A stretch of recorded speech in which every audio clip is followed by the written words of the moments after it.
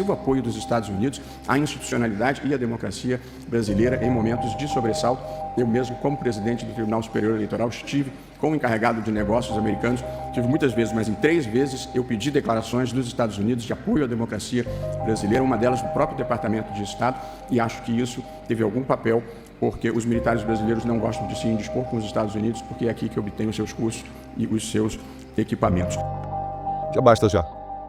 Por que isso aqui é grave? Gente, isso aqui, na verdade, é um ministro do Supremo Tribunal Brasileiro pedindo uma intervenção norte-americana na eleição nacional. Na verdade, eles criaram essa narrativa de democracia, golpe, instituições, etc. Mas todo mundo viu que foi uma tática utilizada para tirar uma pessoa da cadeia e botá-la na presidência da República. Durante o período eleitoral, a gente não conseguiu sequer falar que o Lula é amigo do Maduro. Até isso, nós fomos obrigados a deletar das nossas redes sociais, baixo, a ameaça de fortes multas. E eu estou falando disso aqui para mostrar que o Alexandre de Moraes e o seu grupo, que sempre tem um pessoal por trás da cena, que apoia o Moraes, o seu grupo, eles não são corajosos. Eles tinham o respaldo dos Estados Unidos, que é a maior potência militar e econômica do mundo.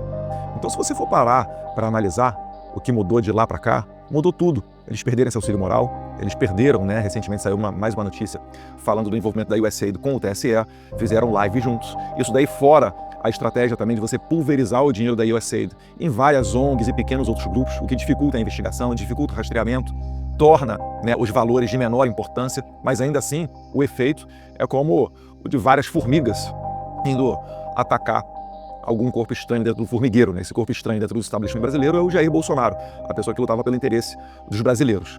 Então isso tudo mostra como é que o inimigo se comporta. E mais ainda, o que o Barroso está falando, de que os militares foram impactados pelas declarações do State Department dos Estados Unidos, porque é nos Estados Unidos que eles conseguem os seus cursos e os seus equipamentos. Isso daí não é novidade para ninguém. O Brasil, por exemplo, ele entrou na Segunda Guerra Mundial graças muito ao embaixador do Brasil nos Estados Unidos, Oswaldo Aranha, que puxou para o seu lado o Estado-Maior do Exército, o general Góes Monteiro, e começou a fazer exercícios conjuntos entre as Forças Armadas dos Estados Unidos e do Brasil, o que culminou numa parceria tão grande que os americanos construíram a base militar de Natal, que era o último ponto de abastecimento das tropas aliadas antes de irem principalmente para o norte da África. E isso daí fez total sentido naquele momento, porque o então ditador do Brasil, Vargas, ele flertava muito com os sistemas do nazismo e do fascismo. E o Oswaldo Aranha teve muita inteligência em trazer os militares para perto dos americanos e assim colocar o Brasil na Segunda Guerra Mundial do lado correto. O Barroso basicamente fez a mesma coisa, ele fez uma análise de onde é que estavam os perigos, ele viu que eles não dominavam as Forças Armadas, viu onde é que pode haver ali um calcanhar de Aquiles, um ponto de interesse, e a partir daí traçou uma estratégia para ir para quebrar as pernas dos militares. E basicamente ele fez isso daí. Tanto não é à toa que ele fez isso, que cerca de um ano antes da eleição, começaram a descer várias autoridades americanas no Brasil.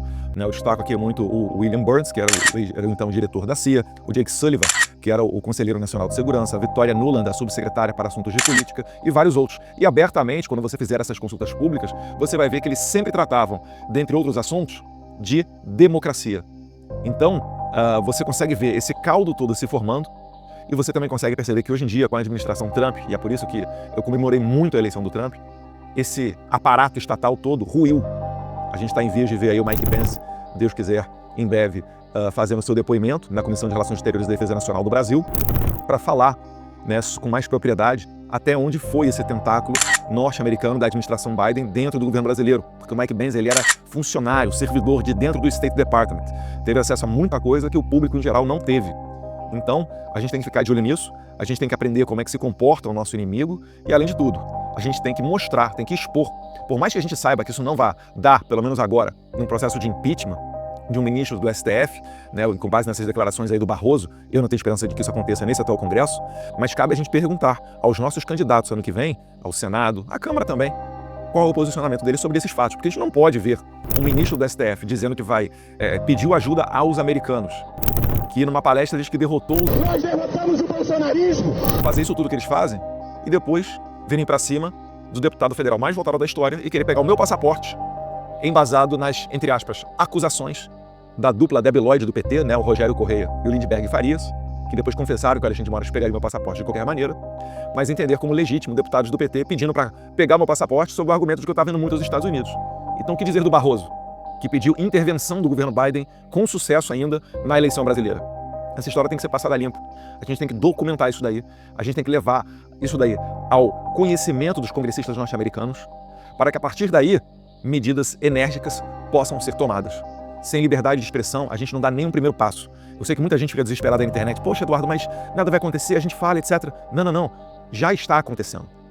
Se você não estivesse falando, eu não estaria nesse momento aqui nos Estados Unidos, entrando, né, nos gabinetes de autoridades e levando ao conhecimento deles tudo isso daí que está acontecendo. Eu só consigo levar ao conhecimento porque está tudo público. Porque eles aqui já escutaram alguma coisa, já, poxa, tem alguma coisa errada no Brasil. E eu me arrisco a dizer que hoje em dia, pelo menos as autoridades com que a gente se encontra, já estão tão cientes do que aconteceu no Brasil quanto nós. E existe um constrangimento, né, ainda que não tenha sido durante a gestão deles, foi na gestão anterior do Biden, existe um constrangimento aqui nos Estados Unidos deles terem contribuído de alguma maneira enquanto país para regimes como o regime atual brasileiro. Então pode ter certeza que você que tuita, você que me segue, você que expõe, mesmo sabendo dos riscos que isso implica, você está sendo um daqueles corajosos que está ajudando a escrever a história do lado correto. Caraca, muito bom. Não esquece de comentar aí, porque você está sendo um dos corajosos que está expondo a sua opinião e ajudando a direita nesse momento.